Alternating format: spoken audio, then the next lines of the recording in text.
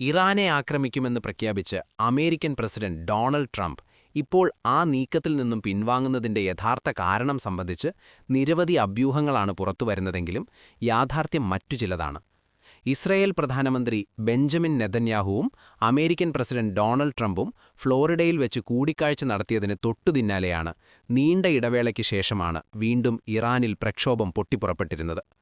അമേരിക്കയുടെ സാമ്പത്തിക ഉപരോധത്താൽ പൊറുതിമുട്ടിയ ഇറാനിൽ അസംതൃപ്തനായ ജനങ്ങളുണ്ട് എന്നതൊരു യാഥാർത്ഥ്യമാണ്. ഈ അസംതൃപ്തരിൽ ഒരു വിഭാഗത്തെ ഒപ്പം നിർത്തി ഇറാൻ ഭരണകൂടത്തെ പൊളിക്കാനുള്ള പദ്ധതിക്ക് പച്ചക്കൊടി കാണിച്ചാണ് ഇസ്രയേൽ പ്രധാനമന്ത്രി അമേരിക്കയിലേക്ക് പുറപ്പെട്ടിരുന്നത്. അവിടെ വെച്ചാണ് ഇറാനെ ആക്രമിക്കാനുള്ള ഗൂഢാലോചന രൂപപ്പെടുന്നത്. ഈ കൂടിക്കാഴ്ചയിൽ മൊസാദിന്റെയും CIA-യുടെയും തലവന്മാർ കൂടി പങ്കെടുത്തിരുന്നു എന്നതിൽ നിന്ന് തന്നെ എല്ലാം വ്യക്തമാണ്. ഇവരെ എല്ലാവരെയും ഏറെ ആശങ്കപ്പെടുത്തിയതും ഭയന്നതും ഇറാനിലെ സമ്പുഷ്ടീകരിച്ച യുറേനിയം സംബന്ധിച്ച ആശങ്കകൾ തന്നെയാണ്. 6 മാസം മുൻപ് നടന്ന സംഘർഷത്തിൽ ഇതൊന്നും നശിപ്പിക്കാൻ സാധിക്കാത്തതിനാൽ ഇറാൻ ആണവായുധമുണ്ടാക്കിക്കഴിഞ്ഞാൽ പിന്നെ ഇസ്രയേലിന് മാത്രമല്ല അമേരിക്കയ്ക്കും ഇറാനെതിരെ ഒന്നും ചെയ്യാൻ പറ്റില്ലെന്ന കാര്യമാണ് നെതന്യാഹു ട്രംപിനെ ബോധ്യപ്പെടുത്തിയിരുന്നത്. അതുകൊണ്ടാണ് ഇറാനിലൊരു ഭരണമാറ്റം എന്ന പദ്ധതിയിലേക്ക് കാര്യങ്ങളെത്തിയത്. വെനസ്വേല പ്രസിഡന്റിനെ തട്ടിക്കൊണ്ടുവന്നതുപോലും യഥാർത്ഥത്തിൽ ഇറാനിലെ സർക്കാർ വിരുദ്ധരിൽ ആത്മവിശ്വാസം സൃഷ്ടിക്കുന്നതിനു വേണ്ടിയായിരുന്നു.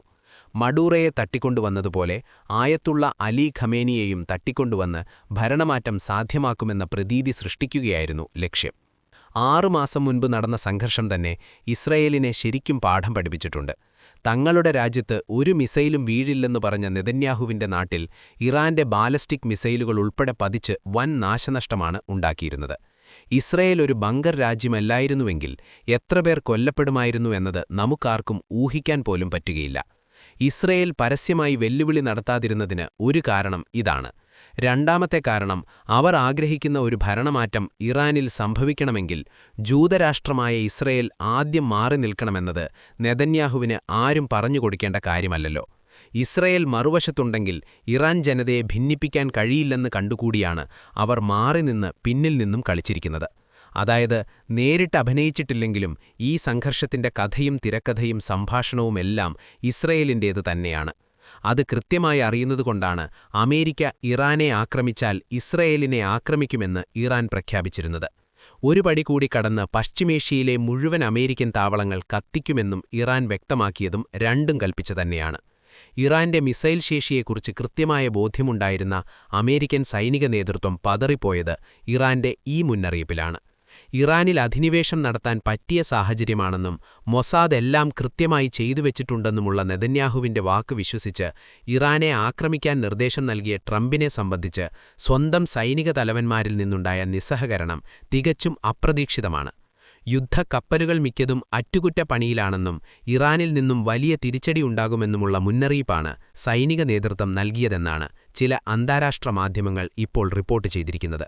ഇറാന് കൃത്യതയാർന്ന ആക്രമണം നടത്താൻ ആവശ്യമായ ഇന്റലിജൻസ് വിവരങ്ങളും ടെക്നോളജിയും റഷ്യയും ചൈനയും നൽകുന്നുണ്ടെന്ന വിവരം CIA ഉന്നതരും ട്രംപിനെ അറിയിച്ചിട്ടുണ്ട്.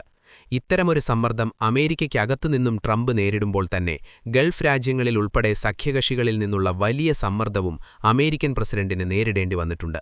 പശ്ചിമേഷ്യ തന്നെ കുരുതിക്കളിയമാക്കാനുള്ള സൈനികശേഷി ഇറാനുണ്ട് എന്നത് ഏറ്റവും നന്നായി അറിയാവുന്നതും ഈ രാജ്യങ്ങൾക്കാണ്.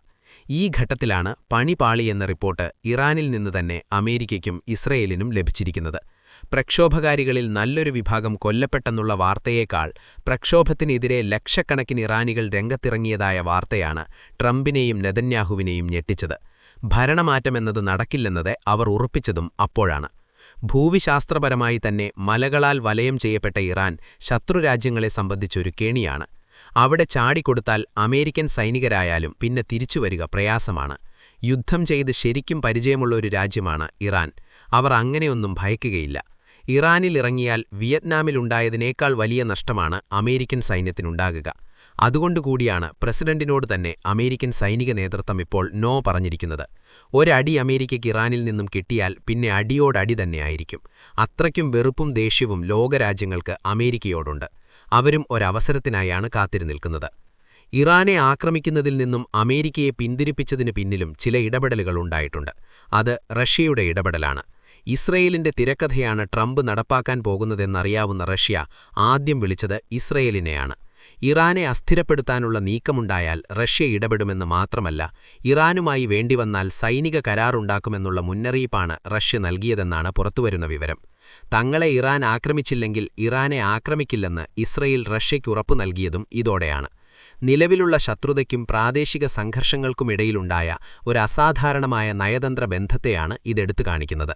ഇരുപക്ഷവും മറുവശത്ത് മുൻകരുതൽ ആക്രമണം നടത്താൻ ഉദ്ദേശിക്കുന്നില്ല എന്ന സൂചനയുണ്ടെന്നാണ് നയതന്ത്രജ്ഞരെയും പ്രാദേശിക ഉദ്യോഗസ്ഥരെയും ഉദ്ധരിച്ച് വാഷിംഗ്ടൺ പോസ്റ്റ് തന്നെ റിപ്പോർട്ട് ചെയ്തിരിക്കുന്നത്.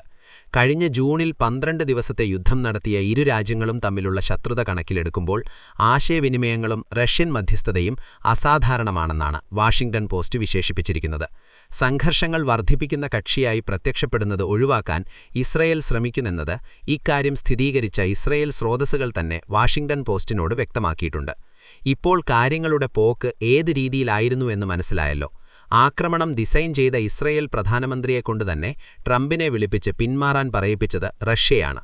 കടിക്കുന്ന പാമ്പിനെക്കൊണ്ട് തന്നെ വിഷമിറക്കിക്കുന്ന ഒരു ഏർപ്പാടില്ലേ, അതുപോലെ കടിക്കുന്നതിന് മുൻപ് തന്നെ ഇവിടെ റഷ്യ കാര്യം നടത്തിച്ചു എന്നതാണ് യാഥാർത്ഥ്യം. ഇറാന്റെ മിസൈൽ ശേഷിയും യുദ്ധത്തിന് തയ്യാറായ ഇറാൻ നേതൃത്വത്തിന്റെ നിലപാടും അമേരിക്കൻ സൈനിക നേതൃത്വത്തിന്റെ ആശങ്കയും എല്ലാം കൂടി ഇതിനോടൊപ്പം സമ്മർദ്ദമായി രൂപപ്പെട്ടതിന്റെ ഇഫക്റ്റാണ് യുദ്ധത്തിന്റെ കാർമേഘമൊഴിയാൻ കാരണം. അതല്ലാതെ ഇറാൻ പ്രക്ഷോഭകരെ തൂക്കിക്കൊല്ലുന്നത് അവസാനിപ്പിച്ചതുകൊണ്ടാണ് ആക്രമിക്കാത്തത് എന്ന ട്രംപിന്റെ അവകാശമൊന്നും ശരിയല്ല. കലാപികളെ ഇറാൻ ഇപ്പോഴും വെടിവെച്ചു കൊല്ലുന്നുണ്ട്. അവരെ തൂക്കിക്കൊല്ലേണ്ട കാര്യമൊന്നുമില്ലല്ലോ.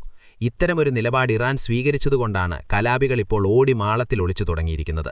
ഏത് രാജ്യമായാലും സ്വന്തം രാജ്യത്തിന്റെ ഭരണം അട്ടിമറിക്കാൻ വിദേശ ശക്തികളുടെ പ്രേരണയിൽ ആര് തന്നെ ആയുധമെടുത്ത് കലാപത്തിന് ശ്രമിച്ചാലും അത് അംഗീകരിക്കാൻ കഴിയുന്ന കാര്യമൊന്നുമല്ല.